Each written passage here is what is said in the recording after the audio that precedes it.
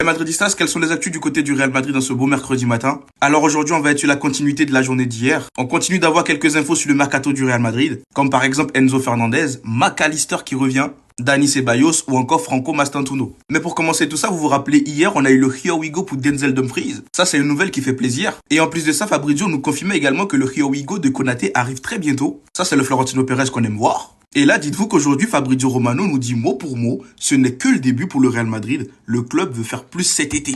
Non, mais là, pour le coup, Florentino Pérez, il est en train de retourner la tendance. Et au final, merci à Enrique Riquelme qui a dû poser sa candidature. Je pense que ça a permis à Pérez de se bouger un tout petit peu plus. Et en parlant de mercato qui va bouger du côté du Real Madrid, la piste Mac Allister est en train de se réactiver. Et comme nous le rapporte Diario, le Real Madrid est intéressé par la signature d'Alexis Mac Allister. L'Argentin apparaît comme une option crédible en cas de victoire de Florentino Pérez lors des élections. En plus, Mac Allister, aujourd'hui, c'est un profil dont on a besoin au Real Madrid. Et c'est pour ça que je vous dis que tout ce qui sort actuellement me plaît bien.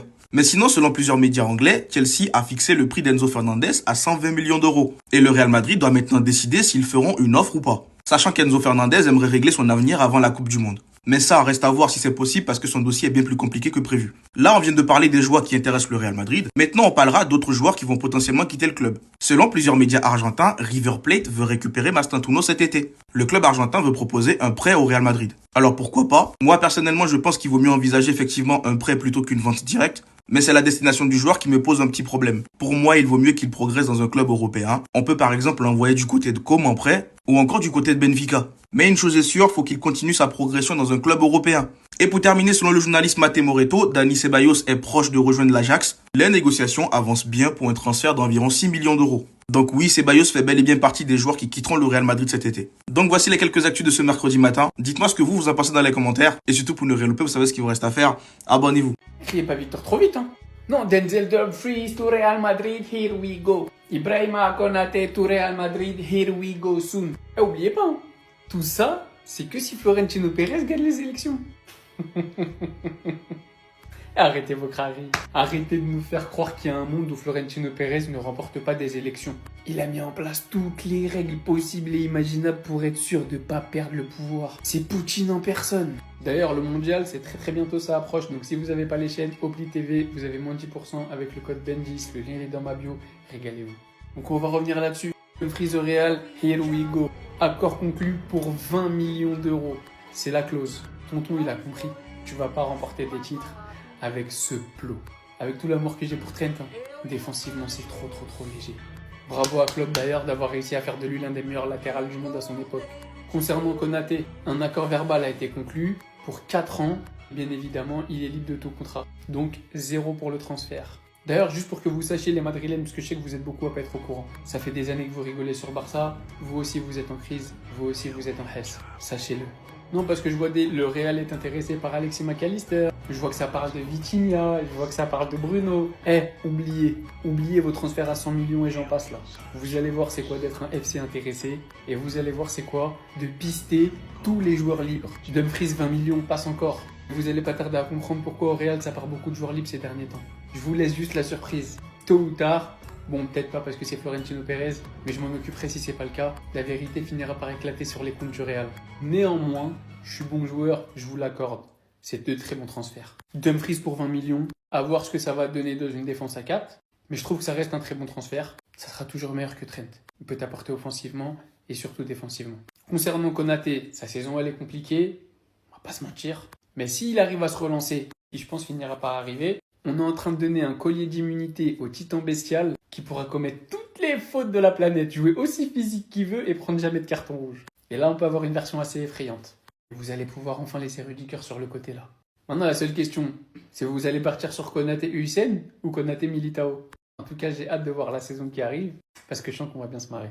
Alors que Pérez il vient de nous annoncer que le mercato il est loin d'être fini, on a maintenant la liste des joueurs que Mourinho ne veut pas voir à Madrid la saison prochaine. Et enfin on connaît peut-être déjà la prochaine superstar en défense. Mais avant tout je dois vous parler de l'application VisiFoot qui vous permettra d'avoir un coup d'avance pendant la Coupe du Monde. Une application basée sur des données en temps réel et qui avait vu la victoire de Paris en finale, qui vous permettra carrément d'avoir les différents scénarios sur tous les matchs de votre choix. Et surtout qui a rajouté un onglet complètement dédié à la Coupe du Monde. Donc n'hésitez vraiment pas à aller faire un tour sur l'application de VisiFoot, elle est disponible partout. Pérez il en a pas fini avec le mercato, il prévoit carrément une révolution à Madrid cet été. Il aurait même donné le plein pouvoir à Mourinho qui serait le seul en charge des transferts. Mais malgré tout, on ne devrait pas ramener d'attaquants pour venir concurrencer Vini et Mbappé. Au-delà des arrivées, Mourinho, il y a des joueurs à Madrid qu'il a plus envie de voir. Camavinga, Rodrigo, Masturbinho, Fran Garcia, Raúl Asensio, Dani Ceballos. Et on finit avec une bonne nouvelle, José Mourinho a demandé au Real Madrid de recruter Ricardo Calafiori. Ça, c'est un profil qui m'intéresse. En plus de Konaté et de Dumfries, la défense elle sera en béton. Décidément, après les saisons blanches et avec les élections, Papi Pérez, il est plus là pour rigoler. De votre côté, donnez-moi vos avis sur Calafiori ou encore les indésirables de Mourinho et surtout, n'hésitez pas à les faire un tour sur VisiFoot. En attendant, c'était votre gars Silas, point de vue.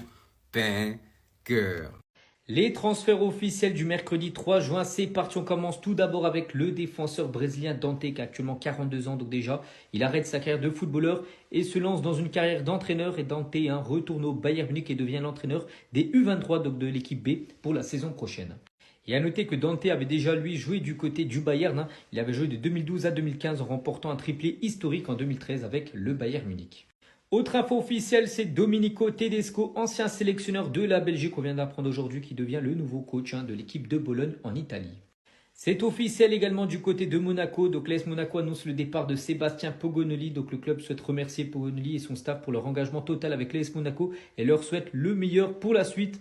Donc à noter que Philippe Luis devrait remplacer Pogonoli sur le banc de l'AS Monaco, mais Monaco va payer des amendes pour Philippe Luis. L'entraîneur brésilien ne dispose pas de la licence UEFA requise. Le club est prêt à payer 25 000 € par match si aucune dérogation n'est accordée.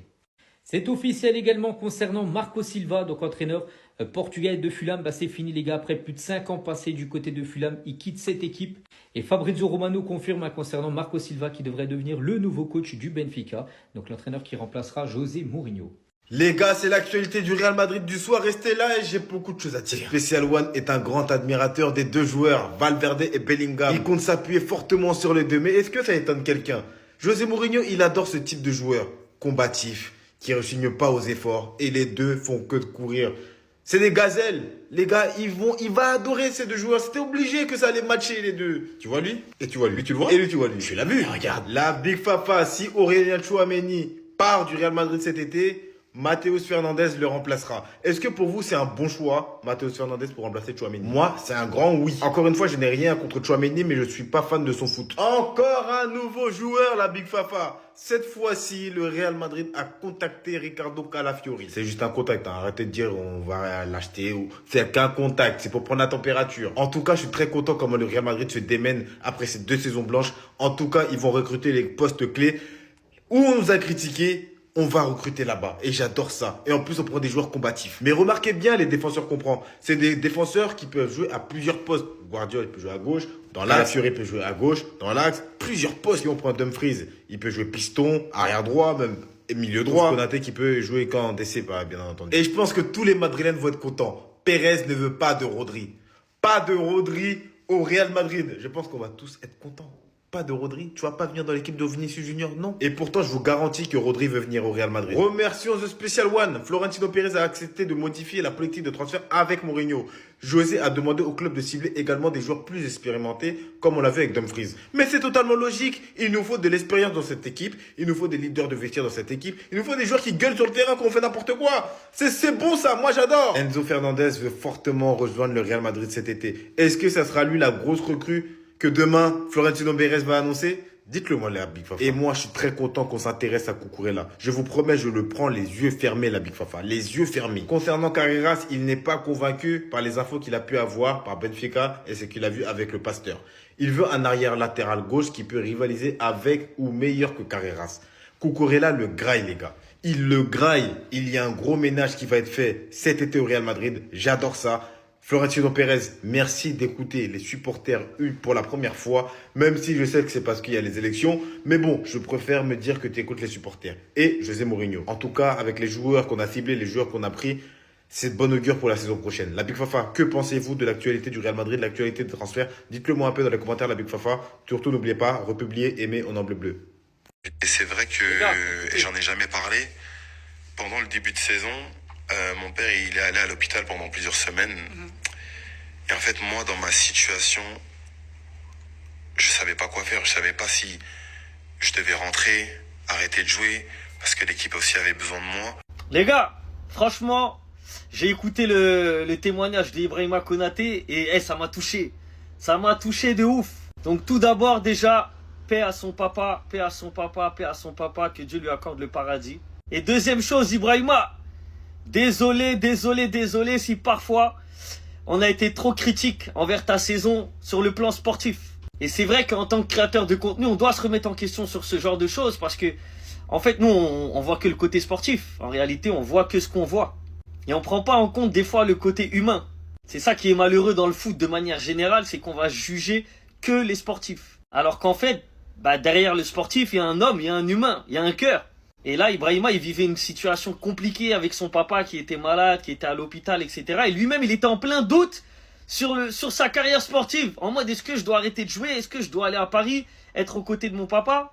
Et en fait, tout ça, ça explique, sa saison sur le plan sportif. On voyait sur le terrain qu'il avait des doutes, qu'il n'était pas bien, etc. Et en fait, il n'était pas là, tout simplement. Il était tout simplement pas là, à 100%. Son corps était là, mais son esprit était ailleurs.